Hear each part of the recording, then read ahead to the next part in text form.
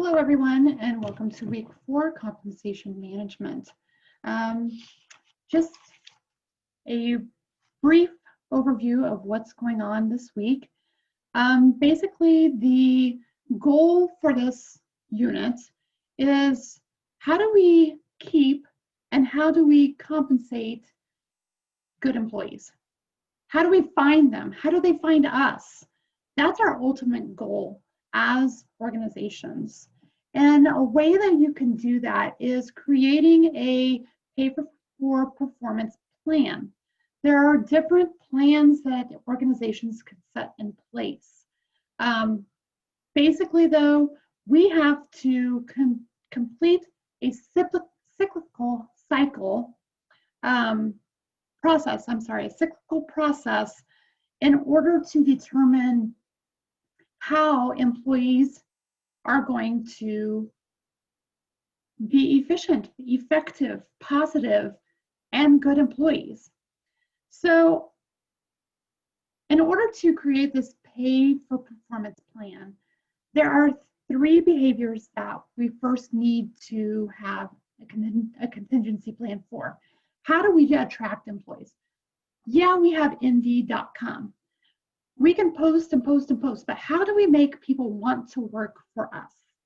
How do we identify those behaviors and attract those people that we want? How do we make them want to join our organization? We want them to join because they want to, the employees want to. So then we have to be attractive to them. We want these potential employees. Then we need to determine how to retain or how to keep these employees. And then we need to hopefully encourage them, or how do we allow them to continue improving their skills? How do we encourage them to take continuous training or on-the-job training? How do we encourage them to do workshops that are outside of their time? I know as with the COVID pandemic, a lot of things are outside of work now because of Zoom and the capabilities of digital learning. How do we get these employees to take time out of their schedules and their families and their friends to continue their learning? We also want to ensure that our employees move up, move lateral, and not out. We don't want them to move out of our organization. It's expensive to hire employees. It's an expensive process, and you have to go through all the rigmarole with benefits and everything else that goes along with that. Very time consuming. And then lastly, how do we motivate these employees? How do we get them to perform at their best ability?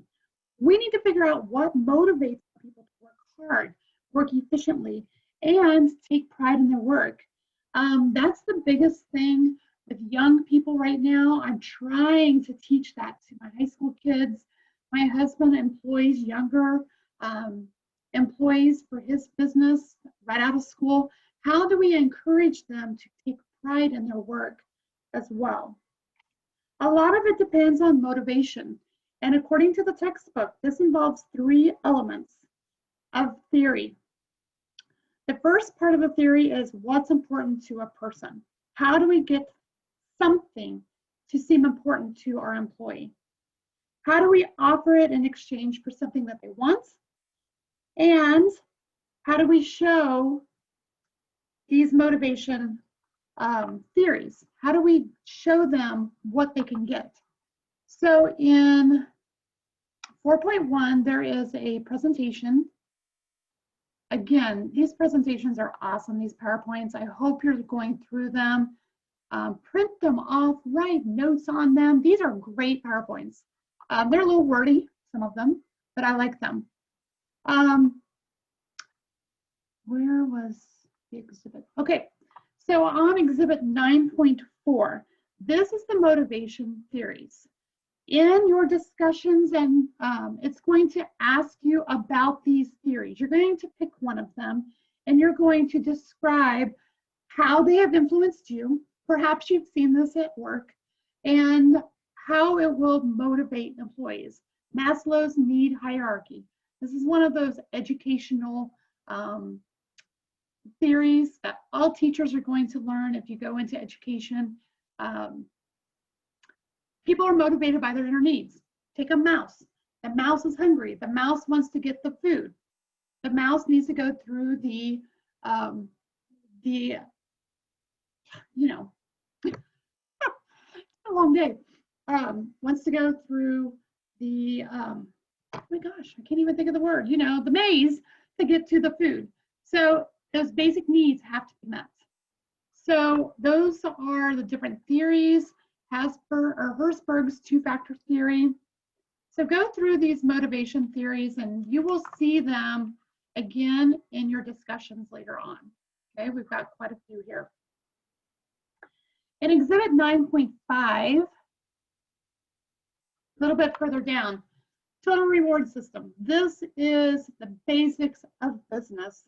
Business management, business leadership, you will always talk about the components of total reward system. I have taught this about in every single business class that I have been included in. This is a blend. You need to blend these to reward your employees.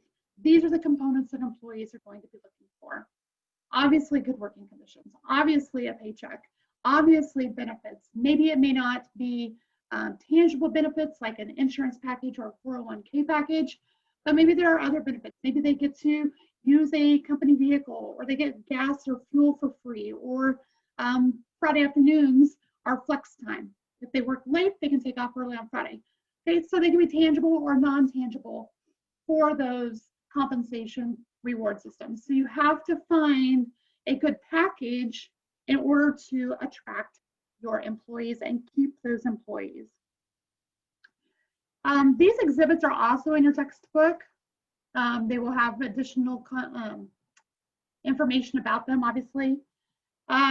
You are going to want to look at the wage components. There's quite a few of those here as well. The different types of wage components, merit pay, success sharing plans. You will see these. They will also vary based on the types of jobs that you're doing. Okay, so profit sharing. If you're a salesman, you're going to want the highest profit for your company because you're going to get a profit share. And that can be one of those components, those reward systems for the compensation is profit sharing. Then lastly, on slide 32 for this PowerPoint, designing a pay for performance plan, you have to have a strategy, you have to have structure, and you have to have standards. So I like this infographic that discusses how to design this performance plan. So how then do you put this plan into work? That is found in the next chapter, 4.2, designing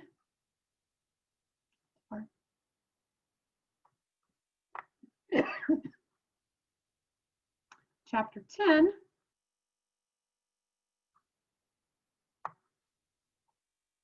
Okay, so this is going to talk about how to design and how to implement a pay for performance plan. It talks a lot about merit pay.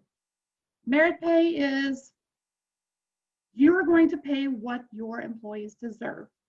Everybody needs to have that set in place, right? So then you're going to make sure that your performance plan, pay for performance plan, PFP, excuse me, is well designed. Because if it's not well designed, it's not going to work. You want to avoid paying out less than what is expected to your employees. That's really going to dredge down your motivation if they're not getting paid for what they're doing. You want to make sure that you have not set unattainable goals. There is nothing more worse than burnout, because you're just spinning that wheel. You're never going to get to that point where it's going to pay off. And then outdated measures, those metrics. I can't really come up with on the fly an example of this, but possibly perhaps you are sending your salesman out to drum up business door to door. You want to sell a vacuum. You tell them they need to sell 10 vacuums a day. Okay, I'm sorry, but I'm not buying my vacuum from a door-to-door salesman anymore. One, it's creepy.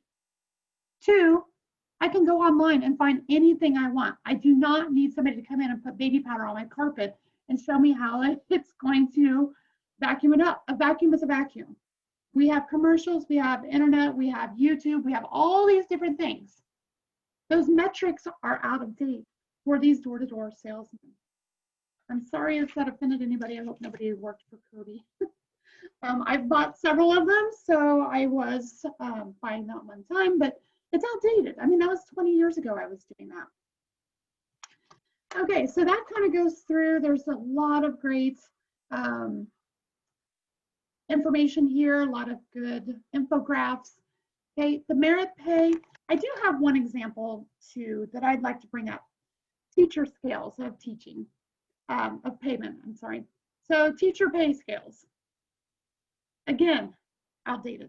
The metrics for teacher pay with most Board of Educations is outdated. This is kind of a soapbox, but maybe I will give you some examples of this merit pay and how compensation really needs to be per performance based. So when you are a teacher, you have these scales, and maybe this is just our district, but I've worked in several districts and it seems to be about the same. And there's a scale. There are your years of service going down, and then you have straight out of school and how many college hours. Then you're going to have your bachelor's, then your bachelor's plus 15, and then your master's, and then your master's plus 30. So you're going to go down based on your years of experience and over across to your schooling. So first of all, I could be teaching for 10 years at a school district, but that doesn't mean I taught anything to my students. So I'm getting paid based on time that I've been in the classroom, but not the quality of work that I've done. There is not a portfolio that shows anything, test scores or student activities that I have done with them, or if I taught business classes, then how many of those students went into business and are productive in society right now. It's also based on prior education. It has no merit on if you take 15 credit hours for the next 2 years, then we're going to bump your pay even more, okay? It's just a master's degree. But what if that master's degree or that bachelor's degree, I'm kind of wanting to go into something else. So I can take on more responsibilities at work. I want to work with the title kids, or I want to work with the special ed kids. So if I take a few more classes, why am I not getting paid for that? So it's based on prior education, not continuous education. Also, when the board says, hey, everybody's getting a $500 raise this year, it's across the board. It's not based on quality of your room. It's not based on all those extra things you do. Maybe you're the one that all the students come to every hour of the day and complain. Does the school board see that? No, they don't see that. They don't see that quality of that rapport of those students with the teachers. $500, but the other teacher across the hall never sees a student, hardly knows their names. Is that fair? I don't know. Quality of test scores, teachers, their time that they put in. I can work from 7 o'clock to 5 o'clock every day, trying to make my work better. But those students or those teachers that get there at 8 and leave at 3:30, same $500 bonus.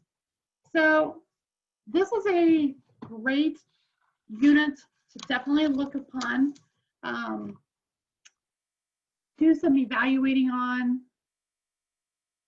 And the discussion topics are going to have you reflect on what you have done and the different types of theories. So with this discuss 4.1, it's going to have you name and explain why employers adopt pay for performance plans. In your response, I want you to challenge the assumption that pay for performance is the best way to compensate employees. So if somebody is maybe argumentative about adopting these, we want to challenge the assumption that it's the best way, okay? So why do you think that the merit system works the best? Or why do you think the, I don't know, finding and attracting those employees are the best? Okay, so you're going to look at all these different plans and why we would adopt them, and then challenge it to have that good discussion between everybody.